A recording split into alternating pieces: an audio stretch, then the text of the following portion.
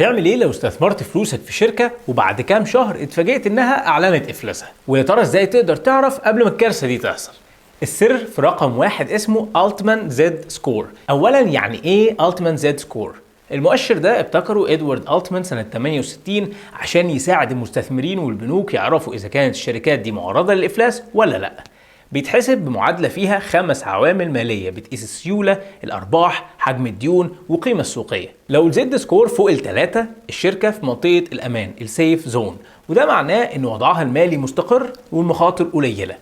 إنما لو الزد سكور ما بين 1.8 و3 الشركة تبقى في الجراي زون، يعني وضعها غير مستقر واحتمالية المخاطرة موجودة. إنما لو الزد سكور أقل من 1.8 معناه إن الشركة في منطقة الخطر الديستريس زون، وده معناه ان في احتماليه عاليه للافلاس قريب.